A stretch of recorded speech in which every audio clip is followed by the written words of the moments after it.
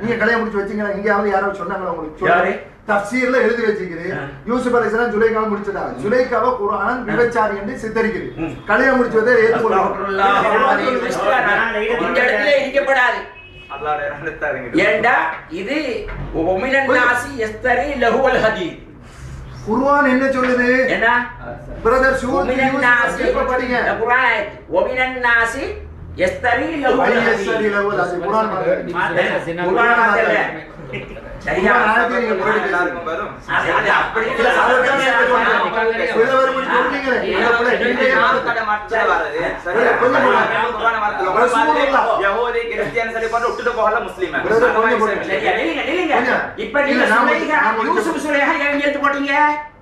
நாங்க ஏத்துக்கொள்ள மாட்டேன், நீங்க ஏத்துக்கொள்றீங்களா? சுலைகாவை குர்ஆன் விபச்சாரி என்று சித்தரிக்குது. எங்க சித்தரிக்குது? யூசுப் அலைஹிஸ்ஸலாத்தை எதுக்கு எங்க சித்தரிக்கு? எங்க ஜானியத்துன்னு வந்திருக்கா? என்ன ஜானியத்துன்னு சொன்னாதா? இல்ல ஜானியத்துன்னு வந்திருக்கா? குர்ஆன் ஆயத்தை காட்டுங்க. நீங்க குர்ஆனை நேரடியா ஜானியா பேர் குர்ஆனை நேரடியா எடுக்கறாங்க. ஜானியத்துன்னு வரணும் காட்டுங்க. கொஞ்சம் போடுங்க. அவசரப்படுவாங்க. இப்ப அவசரம் இல்ல. என்ன அவசரம் இல்ல? இப்ப இவன் சொன்னது தான் நாங்க கேக்குறோம். இவன் விபச்சாரம்னு சொன்னாரு. ஜானியத்துன்ற வார்த்தை வரும். கொஞ்சம் பொறு.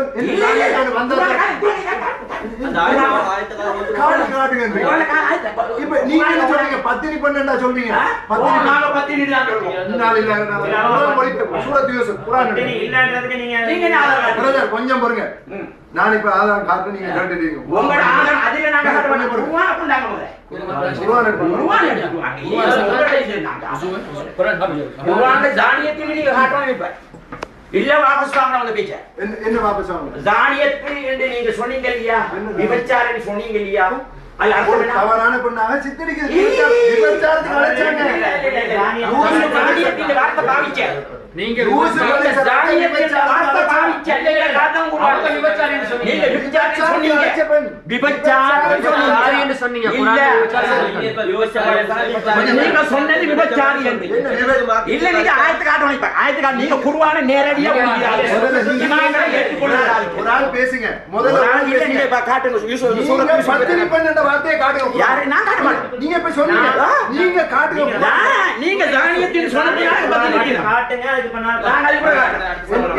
ஜானியத்தின் சொல்றாரு விபச்சாரத்துக்கு அழைத்த பெண் விபச்சாரி இதுதான் சொல்றாரு. இப்ப விபச்சாரி என்பதை இவர் குர்ஆன்ல இருந்து காட்டுவாரு. சரி காட்டுங்க.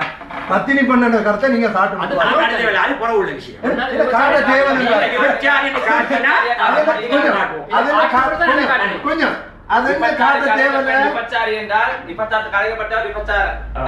யூசுப் அலைஹிஸ்ஸலாத்துக்கு என்ன சொல்றாருன்றதை மலை காட்டணும். பெண்ணே காட்டணும்.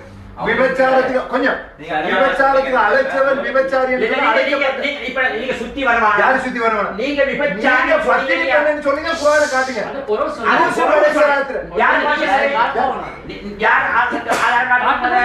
நீங்க விபச்சாரி அழைச்சாருன்னு நான் காட்டுறேன். விபச்சாரி அழைத்தாருன்னு சொல்லல. விபச்சாரி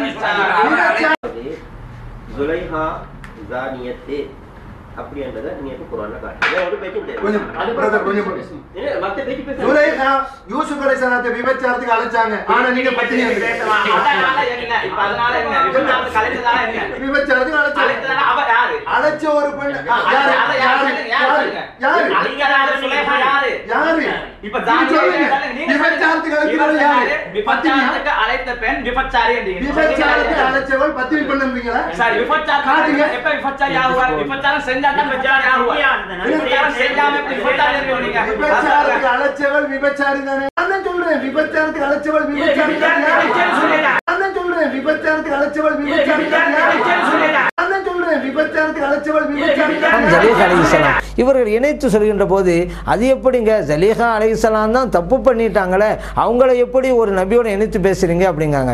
ஜலீஹா அலைஹிஸ்ஸலாம் அவர்கள் தவறு செய்ய முனைந்தார்கள். அதே போல யூசுப் அலைஹிஸ்ஸலாம் ஜலீஹா அலைஹிஸ்ஸலாம் இவர்கள் இணைத்து சொல்கின்ற போது அது எப்படிங்க? ஜலீஹா அலைஹிஸ்ஸலாம் தான் தப்பு பண்ணிட்டாங்களே, அவங்கள எப்படி ஒரு நபியோட இணைத்து பேசுறீங்க அப்படிங்காங்க.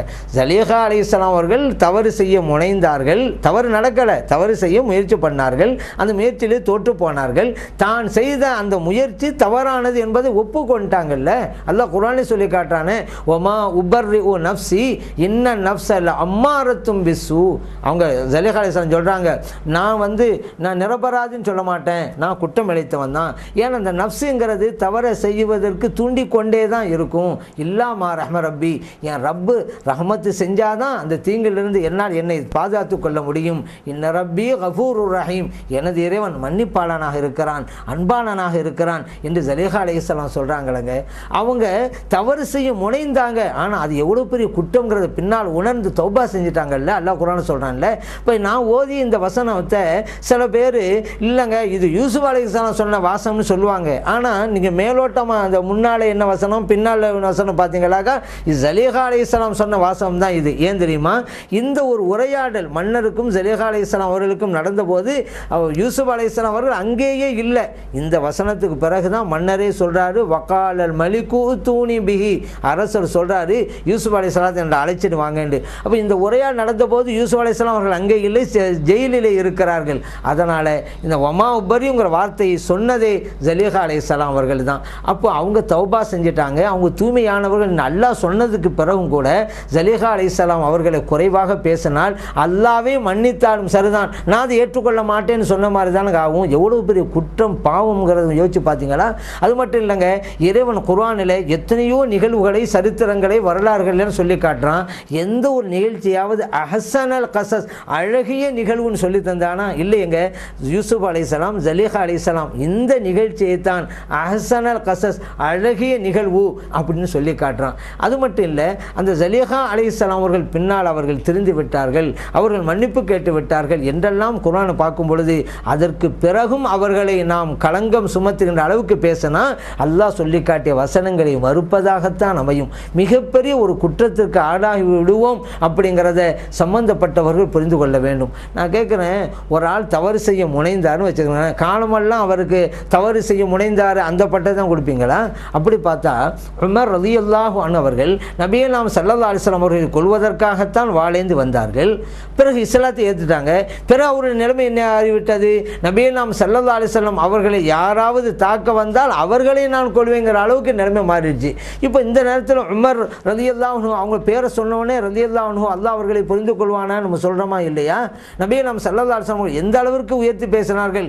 அல்லாஹ் உமர் ரலியல்லாஹு அன்ஹு அவர்களுடைய நாவின் மூலம் பேசுகிறான் என்று நமக்கு எடுத்து காட்டுறாங்க. அந்தளவுக்கு அவருடைய படித்தரம் உயர்ந்து போய்விட்டது. அப்போ இந்த நேரத்தில் நம்ம முன்னாள் நபிகள் நாம் ஸல்லல்லாஹு அலைஹி வஸல்லம் அவர்களை கொல்ல வந்தவர்கள் தானே நினச்சிக்கிட்டு ஆரம்ப நிலையில் இருக்கிறோமா? அவர்கள் வருந்து விட்டார்கள், திரிந்து விட்டார்கள்.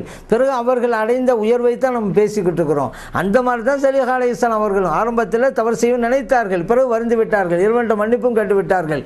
சரி, அவர்களுக்கு மத்திய திருமணம் நடந்ததா ஜலீஹா அலைஹிஸ்ஸலாம் அவங்களுக்கும் யூசுப் அலைஹிஸ்ஸலாம் அவங்களுக்கும் கேட்டாக்கா எல்லா தஃப்சீர்களிலும் எழுதி வைத்திருக்கிறார்கள் இருவருக்கும் நிக்காஹ் நடந்தது அப்படின்ட்டு.